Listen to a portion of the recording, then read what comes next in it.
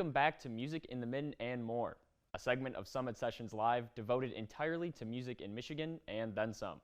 I'm your host and resident music nerd, Charlie Fawson, bringing you the latest news from music, concerts, and more. Let's hop into it. The Central Michigan School of Music plans on holding a special concert. The concert, titled 100 Years of Bands, Alma Mater Hear Us Now, features symphonic wind ensembles with alumni performances. The event takes a look at School of Music graduates and celebrates their successes post-graduation in the music industry. The concert kicks off on Sunday, October 19th at 1 o'clock in the Staples Family Concert Hall. The Hyperglow This Is College 2022 Fall Tour makes its way to Mount Pleasant.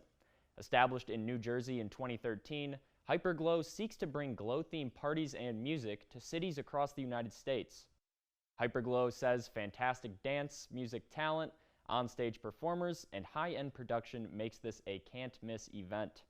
Hyperglow comes to Wayside of Mount Pleasant on October 20th. You must be at least 18 years old to attend. For ticket information, visit hyperglow.com. Nowadays, many pop songs are first popularized on the social media video sharing platform TikTok. It isn't just new music either, as Fleetwood Mac saw their 1977 song Dreams enter the Hot 100 in 2020 after it became popularized on TikTok. Now, another group is seeing an increase in popularity. The Miami Boys Choir, a Jewish pop choral group from more than 15 years ago, had a recording of the song Yerushalayim recently blow up on the social media site. The posted clip of the song on TikTok now has over 7 million views and thousands using the audio in their own videos. In response, the now adult members of the group were surprised at the new fame, but proud of their work. Former member David Hershkovitz says the positive response has inspired the group to potentially make more music. To listen to their music, visit Miami Boys Choir on TikTok.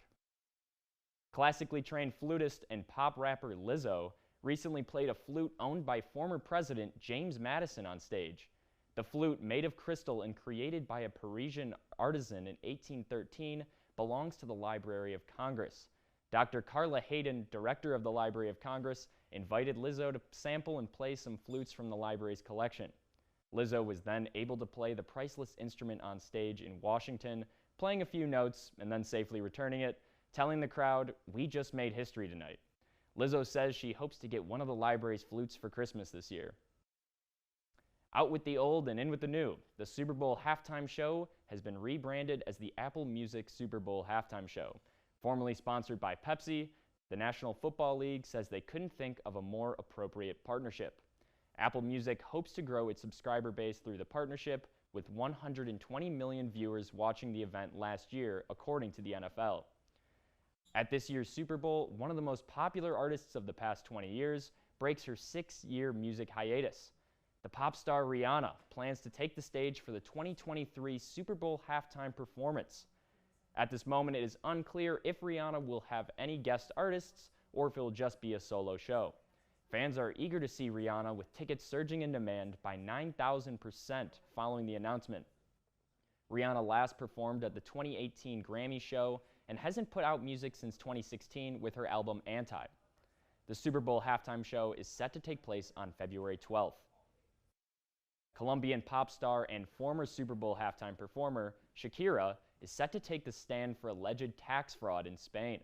Spanish prosecutors claim that Shakira failed to pay approximately $13.9 million in income taxes from 2012 to 2014. Shakira says these allegations are false and that she has repaid the amount she owed to the Spanish government. She says she is confident that the evidence will clear her name. If convicted, the pop star could face up to 8 years in prison and a $24 million fine. The date for the trial has yet to be announced. On a more disheartening note, Grammy Award-winning rapper, producer, and actor Coolio passed away on Wednesday, September 28th at 59 years old. Coolio made a name for himself in the mid to late 90s with his platinum album, It Takes a Thief. Shortly after, Coolio released his biggest hit song ever, Gangsta's Paradise, which won him a Grammy in 1996 for Best Solo Rap Performance. The song was #1 in the United States for 3 weeks, garnering a parody from Weird Al Yankovic.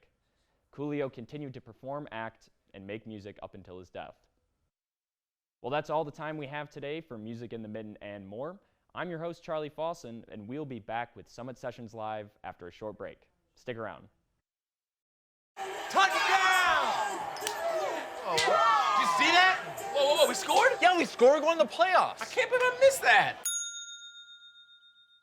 Every time I'm buzzed, I spend too much time on my phone. What? I should take your phone away. No. I'll call for a ride. Hey, why does my face look like that? I'm playing with these new face filters. Okay, you know what? Yep, that's mine. I'm gonna need that back. No. Kevin!